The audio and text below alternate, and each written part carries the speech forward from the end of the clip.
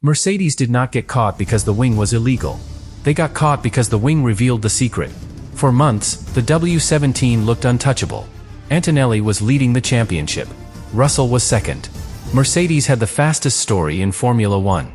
But behind that dominance, rivals were already circling the same question. How much of this speed is pure car performance, and how much is living inside the gray areas of the rulebook? Then Monaco happened. The engine loophole was tightened. Straight mode was banned. The 400 millisecond wing controversy was still fresh. And Mercedes arrived with an extreme actuator wing solution, built in a space the rules never clearly meant to become an aerodynamic weapon. That was the moment the paddock saw the pattern. Because Ferrari did not just beat Mercedes. Hamilton won in red. Leclerc finished second. Russell and Antonelli were pushed back. And suddenly, the team that looked unstoppable started looking exposed. Now the Fédération Internationale de l'Automobile has a bigger question to answer. Was this just another clever Mercedes idea, or the next loophole that has to be shut down before the championship is decided by what the rules forgot to say? Because if Monaco proved anything, it is this. Mercedes may still have the points. But Ferrari now has proof. And once the rivals know where to attack, the most dominant car in Formula One can become the most vulnerable car on the grid. Subscribe to the channel. For Mercedes, the most dangerous part of Monaco was not the result. It was the exposure. Because when a team loses a race, it can explain that away. Wrong circuit, wrong setup, wrong tire window, wrong timing. Formula One is full of excuses that sound reasonable enough to survive one weekend. But when a team's method gets exposed, the problem follows them everywhere. And that is exactly what happened to Mercedes. They did not arrive in Monaco as a team trying to find itself. They arrived as the team that had defined the start of the 2026 season. The W17 was the car everyone was chasing. Kimi Antonelli was leading the Drivers' Championship. George Russell was second. Mercedes still had the strongest position in the constructors' fight. From the outside, that should have looked like control. But inside Formula One, dominance creates its own kind of danger. Because the faster you are, the more people stop watching the stopwatch and start watching the car. Every camera angle becomes evidence. Every onboard becomes a clue. Every strange movement, every unusual shape, every clever detail gets copied, questioned, slowed down, and sent toward the people who write the rules. That is the price of being first. And Mercedes were paying it before Monaco even began. The first warning sign came from the engine story. The new regulations had reduced the compression ratio limit from 18:1 down to 16:1. That sounds complicated, but the simple version is this. An engine squeezes fuel and air before it burns them. Squeeze harder, and you can create more force. More force can become more power. It is like compressing a spring. A small squeeze gives a small release. A harder squeeze gives something sharper, stronger, more useful. Formula One wanted to limit that advantage. So the rule changed. But then rivals noticed something important. The original checks were done with the engine cold, while the car was stationary in the pit lane.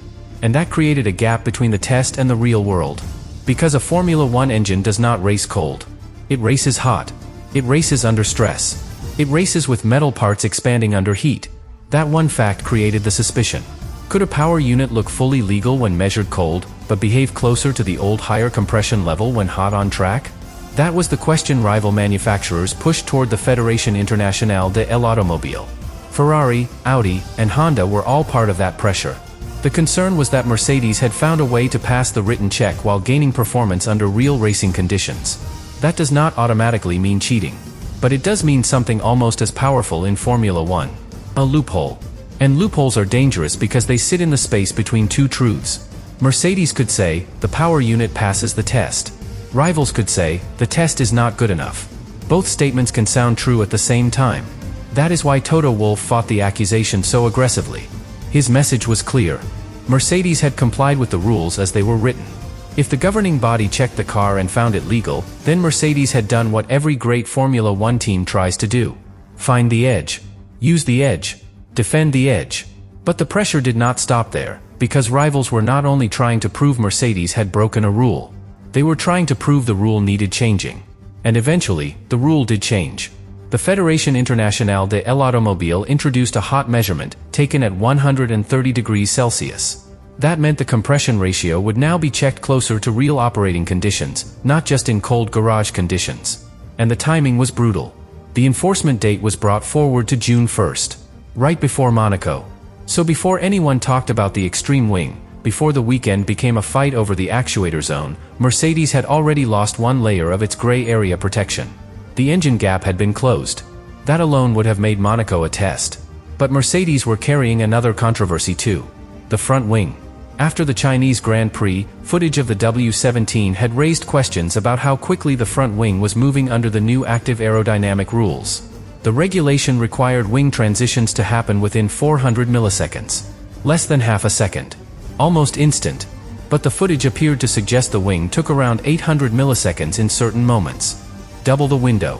That number was explosive because active aerodynamics are not cosmetic. They change how the car cuts through the air. They change balance. They change how much grip the driver feels when braking and turning.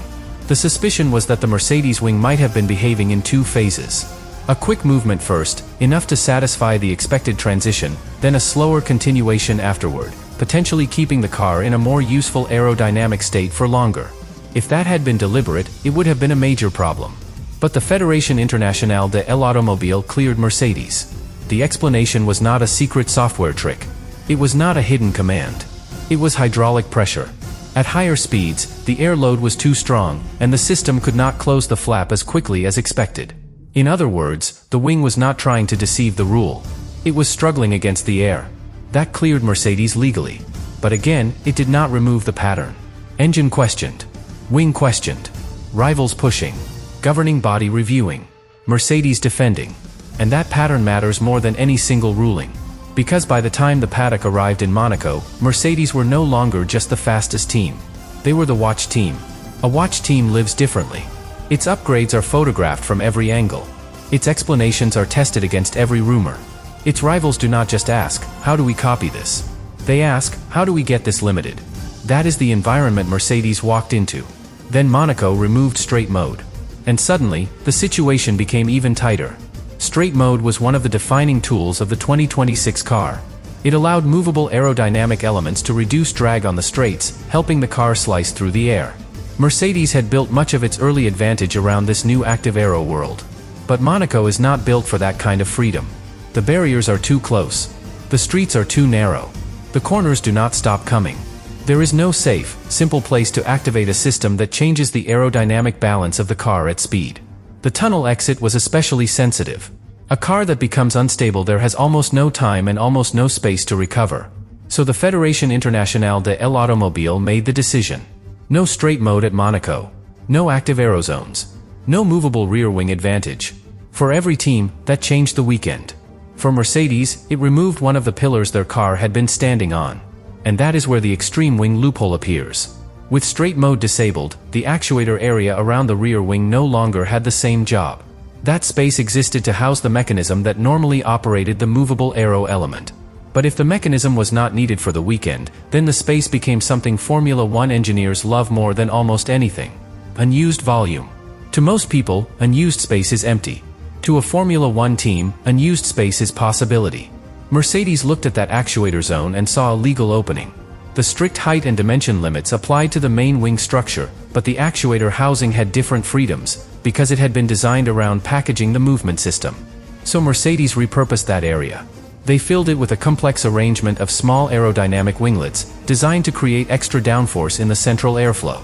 More rear grip. More traction. More confidence through the slow corners where Monaco rewards stability more than raw power. Fans and analysts quickly gave the design a name: the Hedgehog wing. And the name worked because the car suddenly had this strange, spiked, aggressive structure where a cleaner actuator housing would normally sit. It looked clever. It looked extreme. And most importantly, it looked impossible to ignore.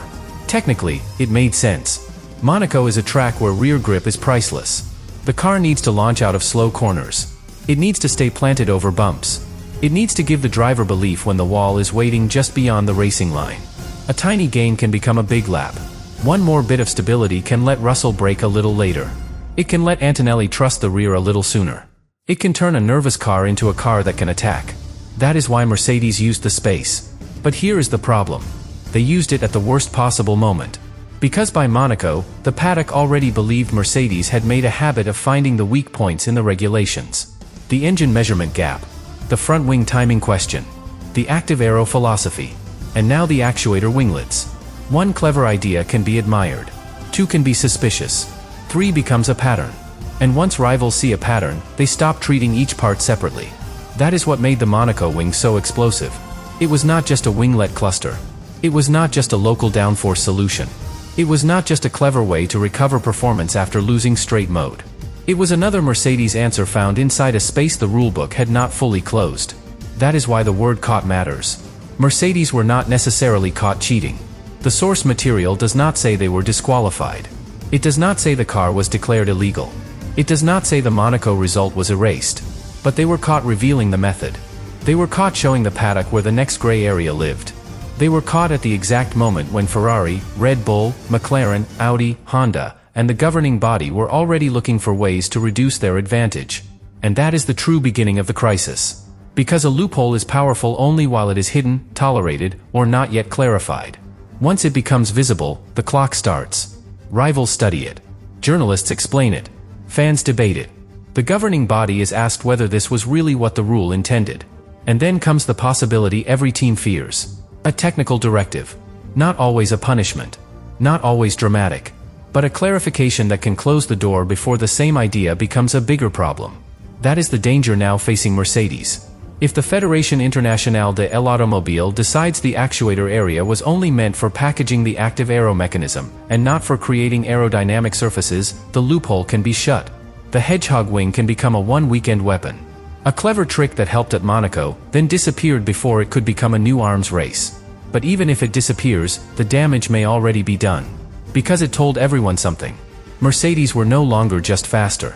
They were fighting to stay faster as the rules tightened around them. That is a very different image. At the start of the season, Mercedes looked ahead because the car looked complete. After Monaco, they looked ahead but under pressure, like a team using every available opening because the rest of the field had started closing in. And then Ferrari made the moment impossible to dismiss. Lewis Hamilton won the Monaco Grand Prix in Ferrari red. Charles Leclerc finished second. Max Verstappen took third. George Russell was fourth. Kimi Antonelli was fifth. On paper, Mercedes still scored good points. But Formula One is not only about points. It is about momentum. And Ferrari took momentum in the most symbolic way possible. Hamilton, the former Mercedes icon, won at the race where Mercedes' gray areas were under maximum pressure. Leclerc stood with him in a Ferrari 1-2. The team that had pushed against Mercedes' advantage now had a result that made the entire paddock believe the fight was alive again. That is why Block 1 matters. Because it shows the Monaco crisis was never just one extreme wing. It was a collision of everything Mercedes had been carrying. The engine rule changed.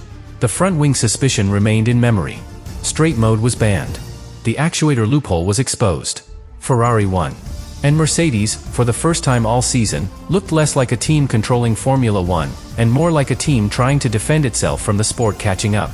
That does not mean the championship is over. It means the championship has changed. Mercedes still have the lead. Antonelli still has the points advantage. Russell still has a chance. The W17 may still be the strongest car across normal circuits. But from Monaco onward, every Mercedes performance will carry a second question. Not just, are they fast? But, why are they fast? And that question is dangerous because it never travels alone. It brings cameras. It brings protests. It brings technical clarifications. It brings rival pressure. It brings the slow closing of every clever door Mercedes has opened. That is the real trouble. Monaco did not prove Mercedes had broken the rules. It proved the rules had found Mercedes. And once that happens, the most dominant team in Formula One has to start racing on two tracks at the same time. One against Ferrari, Red Bull, McLaren, and the stopwatch. The other against the rulebook, where every gray area has a countdown, and every clever idea survives only until everyone else understands it.